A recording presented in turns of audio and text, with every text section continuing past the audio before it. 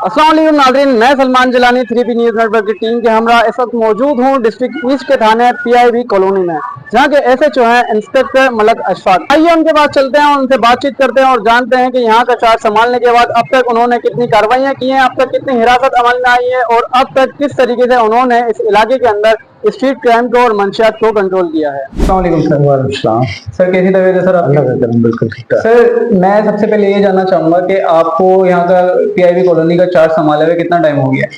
गालबन 4 महीने मुकम्मल हो गए। 4 महीने। जी जी। सर इन 4 महीनों के अंदर अभी तक आपने कितनी कार्रवाइयाँ की हैं और अभी तक कितनी हिरासत अमल में आई है?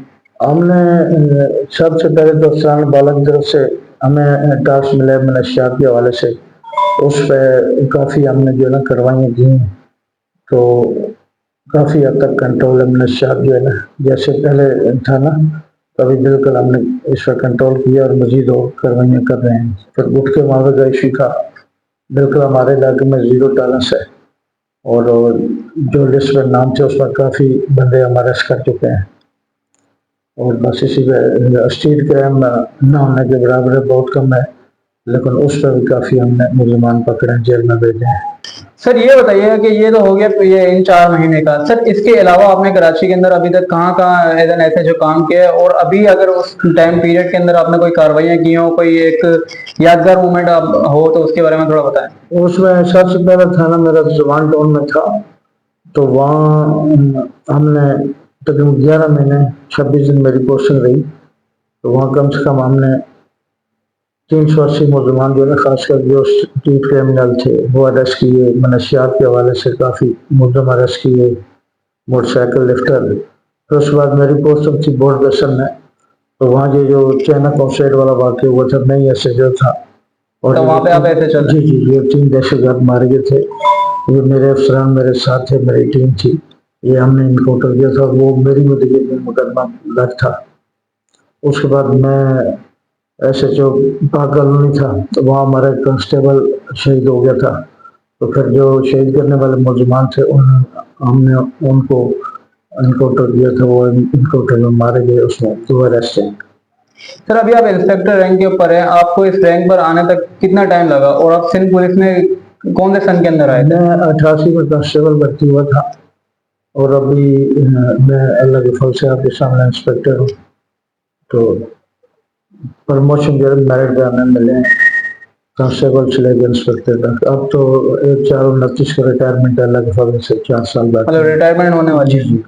सर ये बताइए कि PIB कॉलोनी का आपने चार्ज संभाला, चार्ज संभालने से पहले यहाँ पे किस चीज का क्राइम ज्यादा था और अभी अगर आप देखें तो इस इलाके के अंदर किस चीज का क्राइम आपको ज्यादा मिलता है? यहाँ बस ये मनशियात का इशू था, ये कंजेस्टेड एरिया है, पुलिस जाती नहीं थी क्योंकि यहाँ मोटरसाइकिल गश्त वालों का ज्यादा काम है। मोबाइलों पे कि हमारे पास यूनिवर्सिटी रोड है, मोबाइलों पर गश्त करते हैं, फिर अंदर मैं खुद जाता हूँ पीन लेकर मोटरसाइकिल पर गश्त करते हैं, तो मनशियात पर काफ़ी हद तक हमने काबू पा लिया है।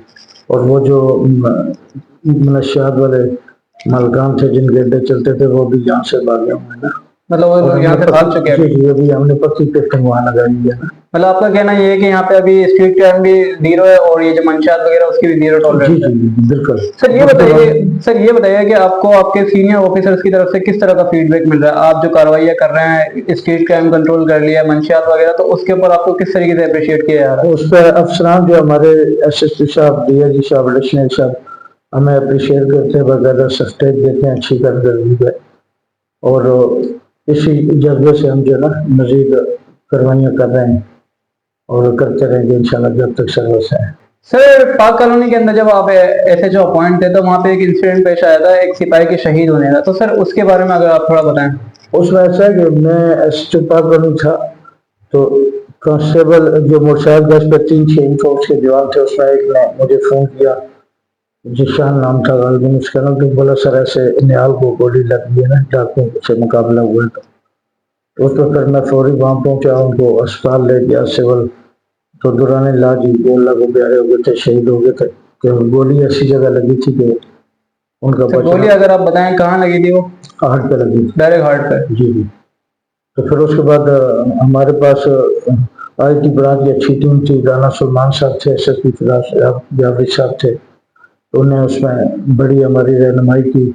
हमने एक पिक्चर ली उसके बाद फिर फैमिली ट्री निकाला, पूरा जैसे सिस्टम होता है हमारा, फिर असद मुगमान तक हम पहुंचे।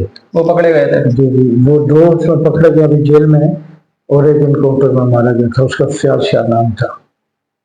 सर लास्ट के अंदर ये बताइए कि आप एक सीनियर ऑफिसर हैं और अभी आपने कहा कि रिटायरमेंट आपकी करीब है, तो आप आने वाले ऑफिसर्स को और आने वाले जो नए नए कोलीग्स हैं आपके, उनको आप क्या एक मैसेज देना चाहेंगे?